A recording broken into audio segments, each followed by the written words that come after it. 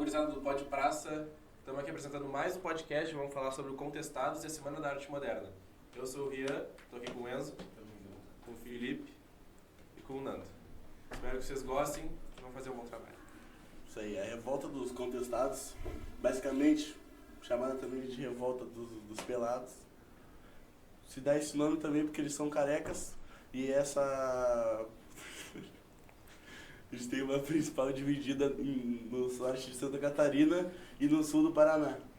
Mas basicamente o motivo dessa revolta foi porque os agricultores do local lá de Santa Catarina brigavam com o governo federal e com as empresas privadas.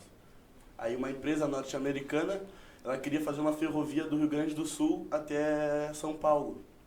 Só que nessa eles trouxeram pessoas de vários lugares para trabalhar lá. E nisso, o governo federal falou para eles extraírem madeira e erva mate. Só que nessa também eles não tinham como voltar para casa depois que eles fizeram a ferrovia. E por isso eles ficaram bem revoltados e tudo. Sim, o governo não se responsabilizou pela volta desses trabalhadores. E lembrando também que a erva mate, naquela época, era a principal economia daquela região lá. E deixa eu...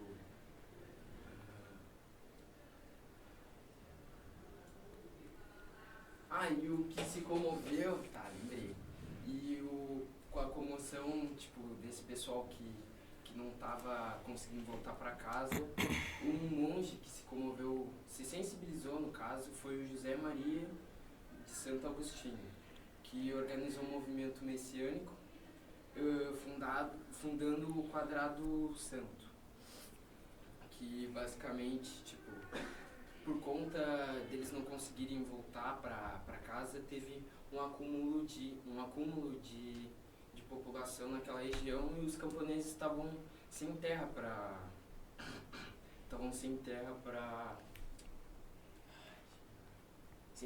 trabalhar.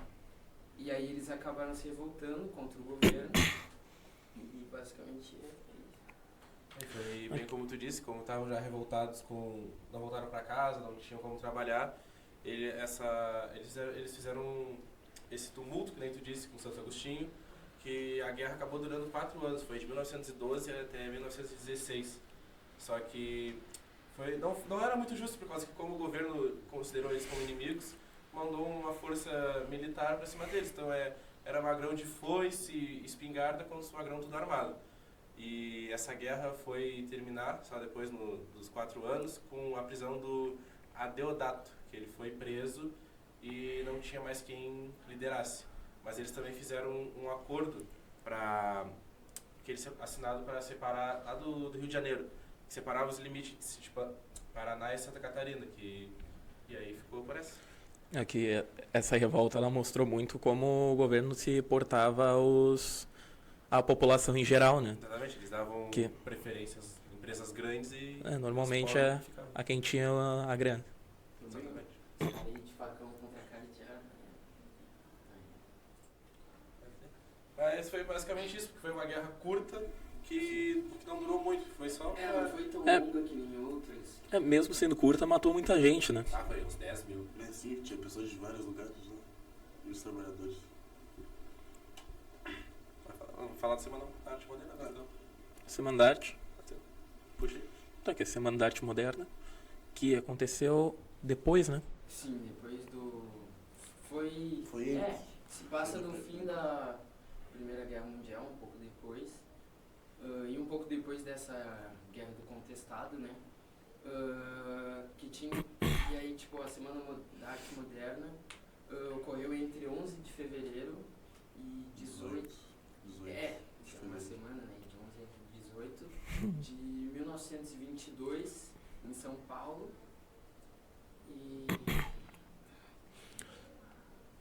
E ela tinha o objetivo de meio que romper com a questão das vanguardas europeias. Sim, porque tinha uma grande influência naquele tempo. Sim, que no Brasil a gente não tinha um estilo de arte nosso aqui. É uma cultura, que era o parnasianismo, ele era uma grande... Era a maior influência que tinha ali naquele tempo. E aí os autores nas artes, eles começaram a falar, mas tá faltando um tempero brasileiro pra gente. Eles estavam querendo botar uma identidade nossa naquelas artes. Só nas artes? Como assim? A identidade só nas artes? Nas escritas também, As tu ruas. diz? As Não, ruas. tô perguntando. Não, A na identidade nacional seria só nas artes ou em mais alguma coisa? Não, na literatura, na escultura, na... Nas estátuas, nas ruas. Tá, então escultura. significava então que o Brasil não tinha uma característica, não tinha melhor uma característica. Não tinha uma identidade própria. Se a gente falasse Sim. em 1922, o que é o brasileiro? É, Eu acho que o brasileiro era muito levado pelos europeus ainda, não tinha algo dele mesmo, entendeu? Tá, então, onde é que a gente vai ter essa imagem do brasileiro? No final da... Eu vi que a diferença foi porque eles começaram a usar uma linguagem mais coloquial e cotidiana, que começou a ser bem diferente, que o parnasianismo era muito formal. Essa aí deu uma grande diferença. aí começou a surgir aquelas artes menos... que era menos realista, né? Que o... Tipo, Abapuru, que daí começou aquele negócio de cubismo, futurismo, surrealismo, que não se preocupava em representar, tipo, as coisas de maneira realista. Sim. E eles foram muito variados quando teve a Semana da Arte Moderna, porque eles foram lá expressar suas obras, mas era uma coisa diferente, então não ia ser que eles iam aceitar fácil assim. Tanto que eu até escrevi aqui que o Ronald de Carvalho, ele declamou um poema, Os Sapos, que falava, justamente ele ridicularizava o movimento parnasianismo porque ele era muito formal. Porque eles não iam aceitar assim também, a gente quer deixar a nossa identidade nessas artes, a gente vai fazer por aqui. Se vocês olharem assim, os principais artistas daquele período, nós estamos falando do Oswald e do Mário de Andrade, da literatura. Tá? Nós estamos falando do Cândido Portinari e da Tarsila do Amaral, tá? Já das artes plásticas, né? Das telas, e dentre outros artistas daquele período. O grupo dos 5 que teve. Sim, a gente só vai ter mesmo uma identidade nacional, o Brasil só vai construir essa identidade nacional quando, na época do Vargas, a gente vai olhar e vai dizer o seguinte, opa, a gente não é o brasileiro, o que é o brasileiro? E aí vem o que o Ria falou, de trazer essa linguagem mais coloquial, essa linguagem mais próxima do povo. E que é o personagem da história do Brasil que traduz essa linguagem daquele período ali, daquela seara ali de 20, 30 e 40. Qual o personagem da historiografia que traduz isso daí? Só vocês olharem, o que é o brasileiro? Se eu disser para vocês que o Zé Carioca, por exemplo, é o personagem do Brasil, tá errado? O que é vendido na Europa? Como é que é vendido o Brasil hoje na Europa? É o malandro com praia, carnaval, futebol, festa, é representado em dois personagens na história. A Carmen Miranda, com o tropicalismo, a questão das frutas, fruta na cabeça, aquele jeito de carnaval, e o Zé Carioca, o malandro da Lapa. Ele passa a perna em todo mundo, ganha pela esperteza. Então essa construção de personagem, ela se dá através da década de 30 e da década de 40.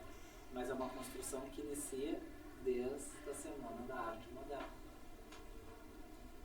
Mas acho que é antes isso mesmo. Vou trazer para vocês, tá, fotos e imagens. Eu vou fazer vídeo também. Esse ano eu não consigo fazer vídeo. Do Abapuru. Tá? O Abapuru ele se encontra hoje no Museu da América Latina. Se encontra ali em Buenos Aires, tá? Em Malva. E junto com ele tem outras obras do Portinari, do Tarsila do Amaral e de outros autores do Brasil. E vocês vão ver a relação que tem da importância do Brasil dentro desse museu.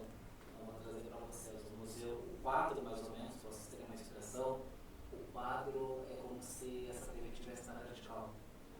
Sim. É uma tela bem grande, assim, não é uma tela pequena. Então, é trazer essa ideia para vocês de ver o Abapuru, mas é isso aí mesmo.